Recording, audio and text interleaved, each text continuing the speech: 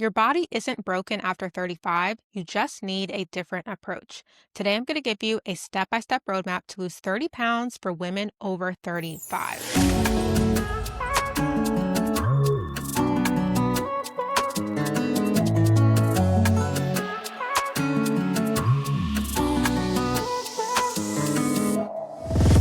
Welcome to the Fit and Fulfilled Show. If you're a busy professional woman who wants to finally prioritize your health and happiness, this is the place to be.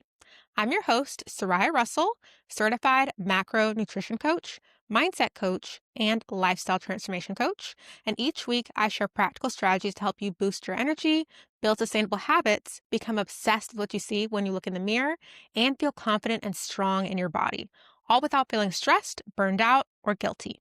Let's dive in. I'm excited to do this episode because most of our clients are between the ages of 35 to 65, and things need to be done differently because your hormones are changing, your metabolism is changing. So the old advice that you followed in your 20s and even early 30s might not work the same. And everything I'm going to share with you in this specific episode is specifically for women over 35 experiencing those changing hormones, and especially for women who are experiencing premenopause, menopause, or postmenopause. So let's first start with expectation management because what I've seen with clients in this age range is that it can be very frustrating to see the scale not moving as fast as it used to. So if you have realistic expectations as to how quickly you will lose weight, it'll make the process feel smoother because you're expecting what you see versus expecting to lose 10 pounds in, say, a month and that not happening. So you want to use what I call the 0.5 to 0.7% rule. And this means you can lose 0.5 to 0.7% of your current body weight on average if you're being about 80% consistent. So say you're a woman who's 180 pounds. 180 times 0.5% is 0.9. 180 times 0.7% is 1.26. That means on average, you can expect to lose zero point 0.9, so let's say 1 to 1.26 pounds a week on average. That's 3.6 to 5 pounds lost on average per month, which means it would take you about 6 to 8 months to lose a total of 30 pounds. So do this math for yourself to figure out how much time it'll realistically take for you to lose weight, because many times it can be discouraging seeing people on the internet losing weight very quickly, getting to their goal weight in a couple of months, and it's taking longer for you, which causes a lot of women to just give up because they feel like the results are not fast enough. But if you keep going, you will reach your end result, right? But if you keep stopping because you're not seeing results quickly, you're never going to get there. So slow and steady is the way to go, especially if you're a woman over 35, because that tends to just be the rate that things go, especially if you're doing it sustainably. That way you can keep the weight off for life. So I also want to explain what's happening in your body after 35 and why it seems like weight loss is more difficult. So perimenopause tends to happen in your 30s and 40s, and you're going to experience estrogen fluctuations, and this is going to change your fat distribution and your metabolism. Also, muscle mass tends to decline 3 to 8% per decade if you're not doing anything to maintain muscle mass. And then also something you're probably experiencing is insulin sensitivity is decreasing over time as well. So all in all, these are things that naturally happen with your body as you age. But if you do the things that I'm going to tell you about, you can basically naturally reverse aging. When I say that, I mean still look younger, more fit, more toned as you get older because you're doing things to combat things like muscle mass loss over time. The first thing you really need to do is recalculate how much you need to be eating to get results at your current age. So something that a lot of people don't realize is your metabolic rate decreases over time. So say that you are, well, right now you're not 25, I'm sure, but say that we take a woman who's 25, 5'5", and 200 pounds, and we compare her to a woman who's 65, 5'5", and 200 pounds. The only difference between these two women is their age. And so what happens is that woman who's 25, she might naturally burn, say, 2,000 calories a day just by existing, right? Because she has a higher metabolism simply because she's younger. That same woman at 65, even though her weight is the same and her height is the same, might only burn, say, 1,600 calories a day on average, simply because she's older, menopausal, and her hormones have changed. And so if you're eating the same amount of food that you ate when you were younger, you might be eating healthy food, but your metabolic rate has decreased, and this means you need to be eating a little bit less food to maintain your current weight. So if you don't change how much you're eating as you get older, you're basically going to start gaining weight because that maintenance number has changed. So this is something we do for our clients when they come into our program. We basically calculate their calorie needs based on height, weight, age, activity level, health conditions, a lot of different things. But a very simple formula that you can use to calculate your calorie needs are take your goal weight times 12. So say your goal weight is 150. 150 times 12 is 1,800 calories. Now, that is just an estimate. It's not fully accurate, especially for a woman over 35. And so we actually have something called our free calorie deficit crash course. It's a free course. It teaches you exactly how to calculate your calorie needs based on a lot more unique factors like age, health conditions, like I said. So you can grab that for free down below. And the course is really helpful because a lot of women, I find when they get older, go very aggressive with their calorie deficit because they're like, well, I'm not getting results doing what used to work, so I have to eat even less. But you don't want to go so aggressive because your hormones need support as you get older. And the more and more you cut calories, the more it's going to be harder for you to lose the weight and keep it off. And you're going to experience a lot of those plateaus because your body's like, you're doing too much. Slow down. We need a healthy, sustainable calorie deficit. So the course will explain all that and help you get the correct number. The second thing you want to do if you're a woman over 35 is implement strength training. This is extremely important because naturally you lose muscle mass as you get older if you don't do anything to prevent it. And less muscle is going to equal more fat. So if you notice you have more stored fat in your stomach and certain areas of your body, you basically building muscle is going to help you combat that. And so a lot of women I find just focus on cardio, whether that's doing HIIT classes, Zumba, running, walking, and those things are great, but they're not helping you with muscle mass. And so if you're just doing cardio, you're not building muscle, you're probably going to be losing it. And that's going to lead to that kind of skinny fat look I see that a lot of people talk about where maybe you're not super overweight, but you have a lot of fat in certain areas, so it makes your body composition not look the way you want it to look. So strength training is going to be very important for you not to just lose weight, but to have the body composition that you ultimately want. Muscle is also more active than fat, and this simply means, say you do a 1-hour cardio session. You will burn calories during that cardio session. You'll burn a good amount, but after that session is over, you're not burning any additional calories. But when you have more muscle mass in your body, it's what I call the afterburn effect, where you're burning more calories all day long. So basically, building muscle helps you increase your metabolism, and people with a faster metabolism burn more calories all throughout the day. So by building muscle, you're basically turning your body into a calorie burning machine 24/7 versus just burning calories when you're doing a cardio session. So as far as strength training, if you're a pretty beginner, I recommend starting with 3 days per week, 1 upper body day, 1 lower body day, 1 full body day. If you're a bit more familiar, you can do 4 days a week, 2 lower body, 2 upper body. And you don't need to do more than 30 to 45 minutes. That's literally all you need. Even me, I do not lift weights for more than about 45 minutes because all you really have to do is focus on quality over quantity. So that's going to be about 4 exercises. So say it's leg day, that could be squats, deadlifts, lunges, and Bulgarian split squats. That is all you need. You don't need to do 10 exercises. You don't have to lift crazy heavy. It's just the consistency over time and progressive overload that helps you get results. And progressive overload is basically changing some factor over time. So if you're starting out, you might only be able to lift, say, 10 pounds, but then in 2 weeks, you're going to go to 15 pounds and then 20 pounds. So this essentially helps you get stronger and continue to train your muscles. For example, we had a client recently who just graduated from our program and she was pretty sedentary. And so when she came into our program, we were working on nutrition and fitness, but she was a bit resistant to the strength training because her body was pretty weak. Her knees were not strong. So nutrition, she was like, great, I can do this. This is in my wheelhouse. But it took her a little bit more time to feel like she could do the strength training. And once she got a handle on nutrition, we kind of added in strength training slowly, just starting out 1 day a week. It was hard in the beginning, but I interviewed her recently and she said, I'm so glad that you guys had me do the strength training because now I don't have knee pain. I can walk up steps. I see more toning and definition in my body. And so the weight loss is great, but what's been even better is seeing my clothes fit differently, seeing that I don't have as much fat around my stomach. And all of that really happened, I realized, because I was lifting weights. And by the way, this client is 52 years old and has never really strength trained in her life. So even if strength training is very foreign to you, I'm telling you that when you implement it and start seeing the results, you're going to be like, wow, I really like strength training. And this particular client lost 22 pounds working with us, strength trains regularly, walks regularly, looks great, gets tons of compliments, and is no longer scared of lifting weights because she's strong and confident in her abilities. So whether in your 30s, 40s, 50s, or 60s, it's never too late to pick up a pair of dumbbells. And you can do it in the comfort of your home, at a gym, whatever feels good for you. The next thing you want to implement is making sure you're eating enough protein.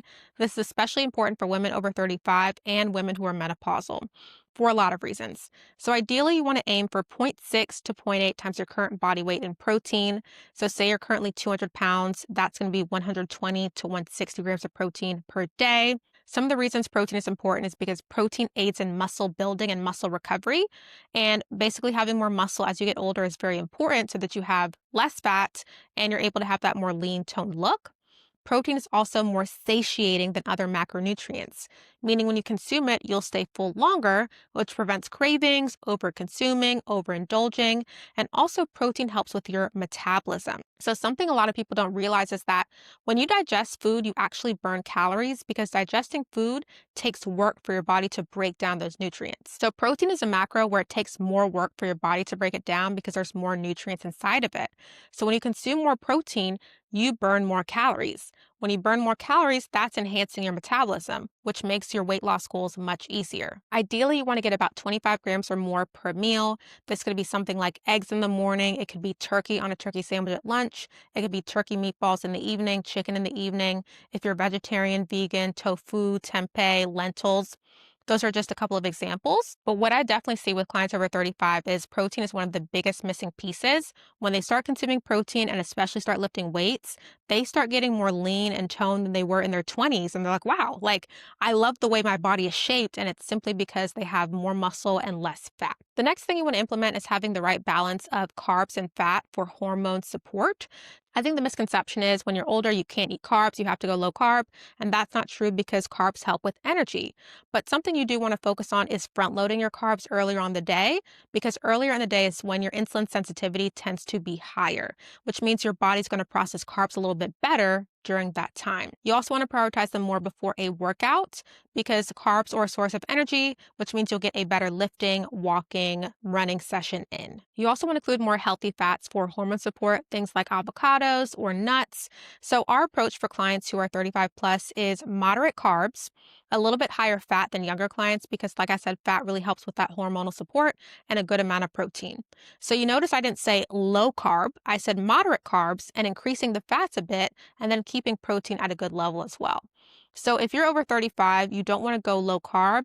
You just want to moderate them, kind of front load them earlier in the day and around your workouts, focus on healthy fats and a good amount of lean proteins. The next thing you want to do is simplify meal planning. I find our clients over 35, especially if they have kids, it can just be overwhelming to try and track calories, go from just cooking meals and feeding the family to now having to meticulously track everything, make a separate meal, figure out what the calories and macros are when you're making a big pot of food.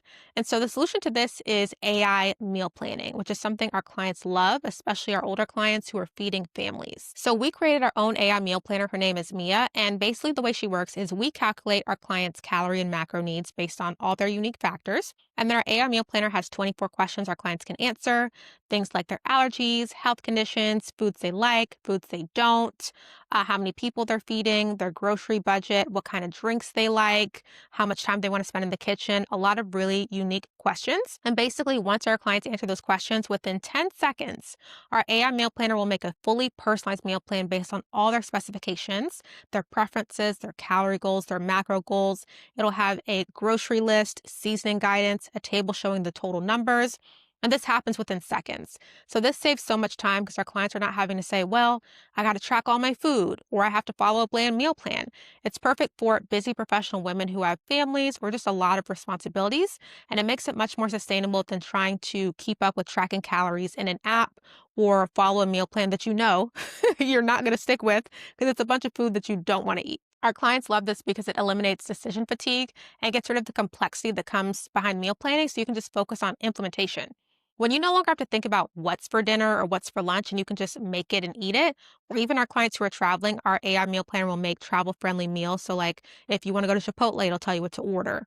If you want to go to Starbucks, it'll tell you what to order. So basically our clients don't have to do all that extra thinking. They can just eat the food and lose the weight. Another thing you want to focus on is stress and sleep management, because when you are not getting enough sleep, especially when you're over 35, that's going to lead to more stress. More stress leads to an increase in cortisol levels, which tends to lead to an increase in more fat stores around your stomach that you notice. So if you find you feel more bloated, you feel like there's more fat in your midsection, a lot of that could be because you're not getting enough sleep and you're highly stressed. So the goal should be 7 to 9 hours of sleep, and especially if you're a woman who's experiencing things like night sweats and hot flashes, The key to doing this is making your environment cooler so it's easier to get to sleep and stay asleep. So, some things you can do is turn down your AC to 68 degrees. I also recommend, if you can, get blackout shades or curtains. That way, the room is as dark as possible. Get a cooling pillow. There's a brand I really like called Marlowe that makes really great pillows. I have them. I get to sleep very easily. So, just make the environment as cool and comfy as possible to make it easier for you to stay asleep. The next thing you want to do is focus on progress tracking beyond the scale. If you're over 35, the scale's not really going to tell you the full story. So you want to focus on things like measurements, body fat percentage, and/or photos, because these will give you a better indication of how your body is changing over time. So measurements is one of my favorites because it's more rewarding to see, wow, I lost 2 inches in my waist. I lost a couple inches in my biceps. So you really get to see what areas of your body are changing. That's cool, right? And you'll see it in your clothes as well. So that's measurements. Body fat percentage, there's a lot of ways to calculate this. You can get a smart scale, and this is really great because you can see how much fat you're losing, how much muscle you're gaining, and that's very helpful because if you're losing fat and building muscle, even if you only lost 5 pounds, that's going to make a big difference in how your clothes fit, which is really what you want to see. So here are some common mistakes to avoid if you want to lose 30 plus pounds when you're over 35. Number one is using the same strategies that worked in your 20s. It's not going to work the same. You could have just cut calories a little bit, done nothing else, right? And you lost like 10 pounds overnight. But when you're older, you have to be more strategic about what you're doing if you want to lose it and keep it off. The second mistake is going too aggressive with your calorie deficits. When you cut calories too low, that slows down your metabolism for any woman at any age. But when you're older, your metabolism is already a bit slower. So by slowing it down further by eating too few calories, that's going to make it much, much harder to achieve your weight loss goals. The next mistake is trying to figure out nutrition specifically on your own when you're over 35, because the generic advice you see on Instagram, TikTok is not really applicable to you. It doesn't take your hormones, your metabolism into account. So by having a professional who understands your age, your health conditions, what your body's currently experiencing, you ensure that your approach is personalized to you and you will actually get results that last. And that's why our clients come to us, especially our women 35 to 65, because they recognize, hey, you work with other women my age who are going through perimenopause, menopause, postmenopause, right? PCOS, hypothyroidism. And so I feel confident that you can help me. So I really recommend, if you're looking for more personalized support that really is geared towards your health conditions, what you're experiencing, then apply for a coaching program. Those details are going to be down below. The next mistake is ignoring sleep and stress. We've had clients who seem to be doing everything right on paper when they come to us. They're eating pretty healthy, they're exercising, lifting weights, but they can't seem to lose weight. And when we have optimized their sleep and stress levels, the weight just started falling off. So there's a lot of power in sleep and stress management. So it's really important that you put that into your weight loss strategy. Remember that losing 30 pounds after 35 is very doable. We've helped countless clients do it. It just requires a very unique strategic approach that's built for you. So thank you so much for tuning into the Fit and Fulfilled show today. I hope you walked away with practical strategies that you can start implementing to feel more confident and energized in your personal and professional life. And if you found this helpful in absolutely any way, I ask that you please subscribe and share with a friend that you think might find this helpful so they can get these amazing strategies and implement them as well. And if you want to lose 20 to 50 pounds without cutting out your favorite food, whether in your 30s, 40s, 50s, or 60s, then I definitely recommend applying for our coaching program, the Fit and Fulfilled Academy. In the Academy, we help busy professional women like you by providing the personalized guidance, coaching, and support with nutrition, fitness, and mindset to achieve lasting weight loss. You can get all the details down below. Next week, we're diving into a brand new topic, but until then, remember, you deserve to feel as confident in your body as you do in your career. Take care.